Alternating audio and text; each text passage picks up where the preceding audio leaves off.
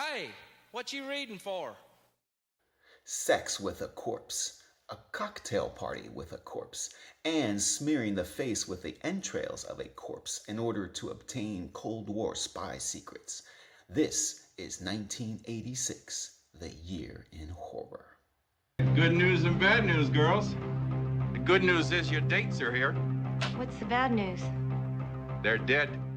Hello and welcome to part 7 of my 10-part video retrospective of horror from the 1980s, where I go year to year, pick out 3 titles, read them with fresh eyes, and report to you with my honest opinions. If you are a fan of horror, do hit that subscribe button. Insightful commentaries and critiques, interviews with famous horror authors, and eye candy. In 1986, True Blue by Madonna was the #1 album. That's What Friends Are For by Dionne Warwick and Friends was the #1 song, and Top Gun was the #1 movie. But was 1986 a good year for horror? Well, in 1986, as a young adolescent, I experienced my very own David Cronenberg body horror movie. Bristling wire-like hair sprouted from my skin, flesh-colored boils bubbled on my face, and whatever horrid alien life form now flowed through my blood tried even to take command of my voice. My supplications came out in cracked cries and bass-rounded bellows. Then it came for my very mind, instigating impulses of aggression and violent mood swings. There was a mutiny in my biology, and like a virus, it spread to my friends. The whole school was soon infected, and the adults, powerless against it, merely gave us the placebo of books filled with filthy pictures and weird-sounding words. It was a horrific experience, 1986. But I survived. And when I recovered from the ordeal, I was miraculously immune to cooties. So that was nice. In horror movies, 1986 gave us The Fly, Trick or Treat, and one of my all-time favorites, Night of the Creeps. But what about horror books? Well, as always in these 1980s retrospectives, we'll begin by taking a look at a bunch of titles and some cool cover art from horror books that came out in 1986. I'll run a short intro sequence featuring the music of Alfred Schnittke, and I'll see you on the other side to take a look at 3 important titles.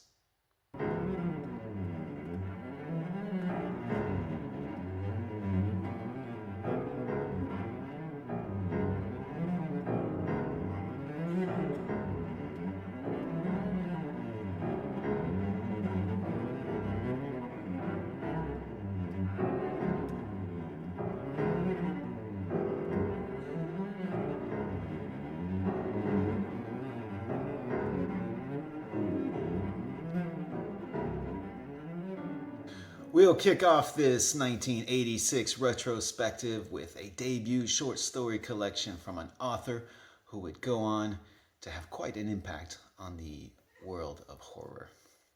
I read Songs of a Dead Dreamer by Thomas Ligotti. Thomas Ligotti's work is sometimes referred to as philosophical horror, which I think means that it's popular with those people you meet at parties who butt into the conversation with rehearsed quotes from long dead authors they've never actually read.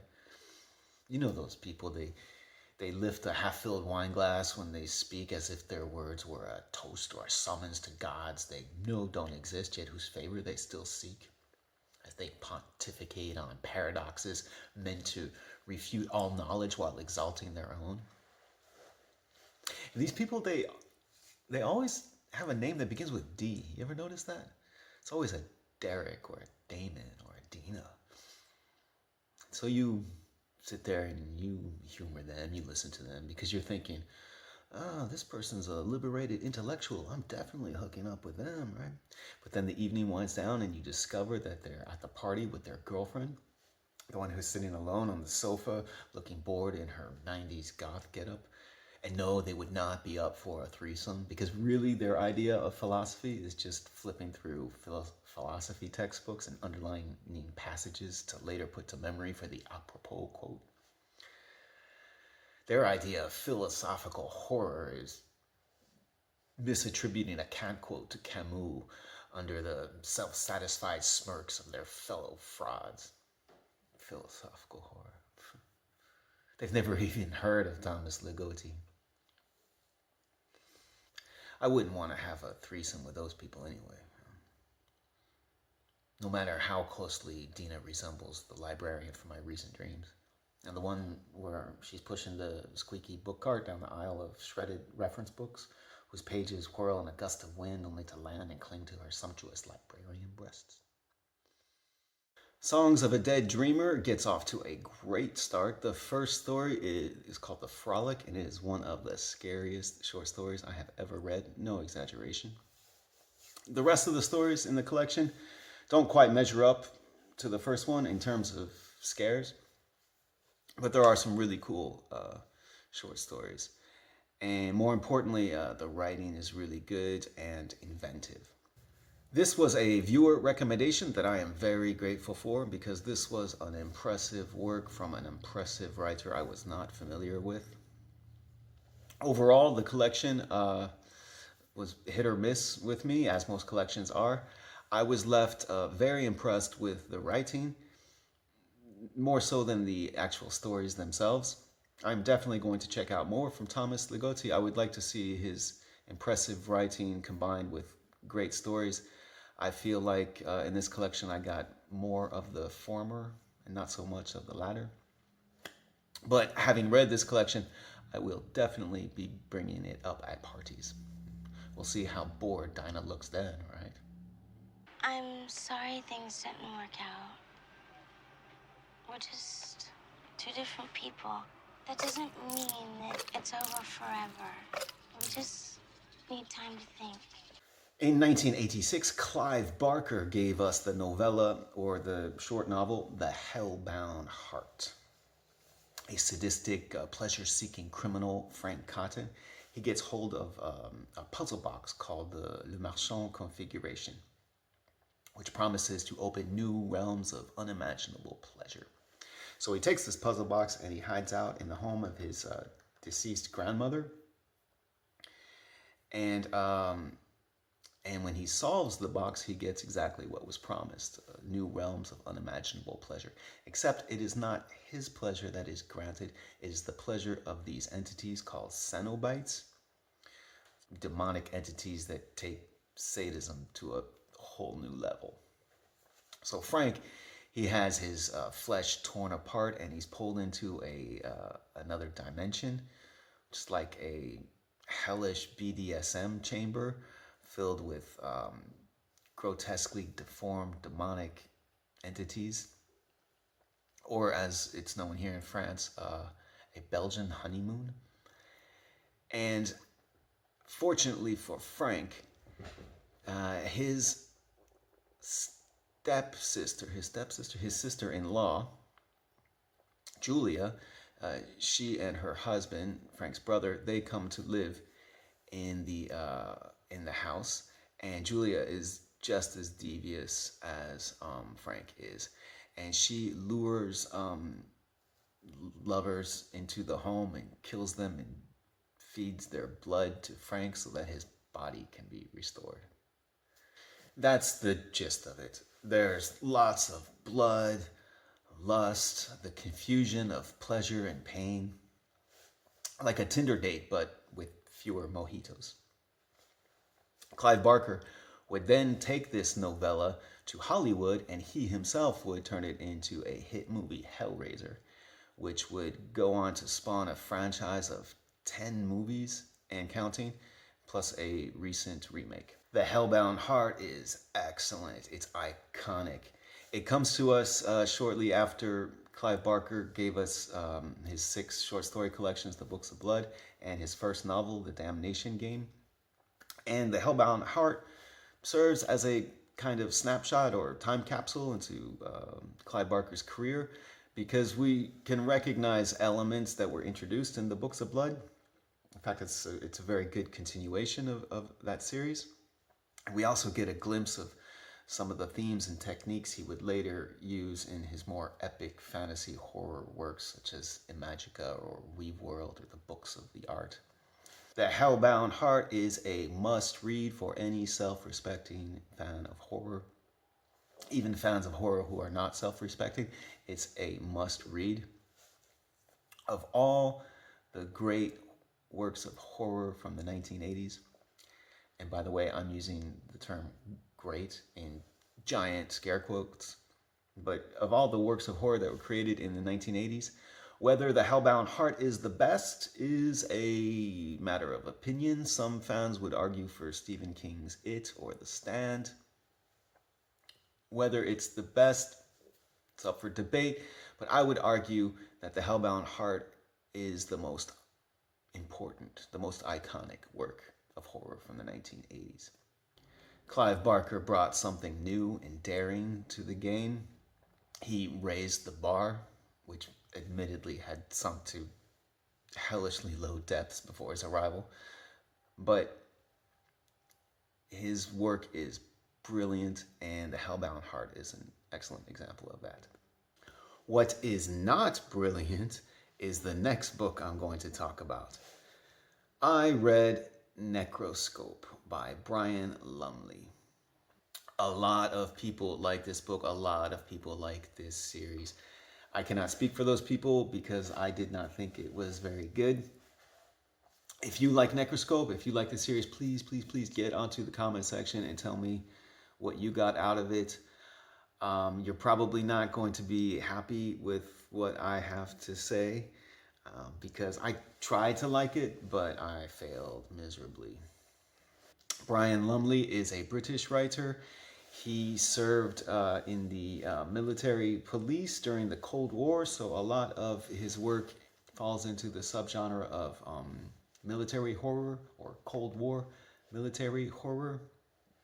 Necroscope was his first book, and it was a big hit. He would go on to write 10 books, at least 10 books in this series. The plot is a bit too complex for me to get into here.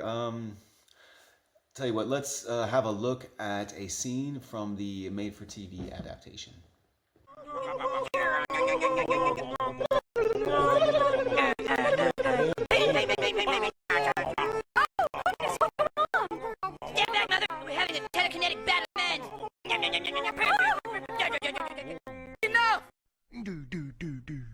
A lot of characters in this book have superpowers, and it reminded me of Dungeons and Dragons.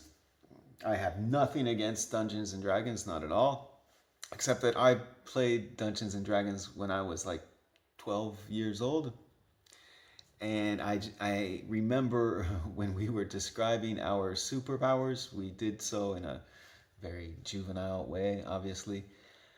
For example, there's a character in this book, and his superpower is that he can talk to dead people. Not in a Sixth Sense kind of way, but like his mother would come visit him at night, or the spirit of his mother would come talk to him at night. And sometimes he would have to go to the cemetery to talk to people. And he would talk to mathematicians and famous architects and judo experts. But sometimes he wouldn't go to the cemetery. Sometimes he would just like access them. He has some kind of Wi-Fi for the internet of the dead or something. He's in a fight. He's like, oh, I need to learn judo. Let me talk to a judo expert. And then he'd talk to a judo expert and he'd be able to fight or something. I don't know. It was a bit silly. More than a bit, actually. Have you ever played a game with a 7-year-old, a game that they've made up? You don't know the rules, so the kid has to explain them to you, except the kid doesn't know them either. He's just making them up as you go along, right? So you're like, okay, I'm trapped under ice. Now what do I do? And he's like, you have heat ray vision. Use your heat ray vision to get out of the ice. Okay, I use my heat ray vision. Now I'm out of the ice. Now what? And you just follow along as he just makes up rules every time a new obstacle comes up so that he never loses or so that the game never ends, right? Reading Necroscope reminded me of that experience. And the way the characters talk to each other is hilarious, like unintentionally hilarious. I could imagine like inexperienced theater actors and like overacting, right? And I could just imagine when they're speaking, their chest is out and their chin up and making flamboyant hand gestures as they talk. It's super goofy, right? There's a vampire in this book. Of course, there's a vampire. There's everything in this book. And except the vampire, he's buried. So he has to talk telepathically. And there will be these dialogue tags such as, said the vampire with a telepathic nod of the head, or, and the vampire said, giving him a telepathic smirk. Oh, okay.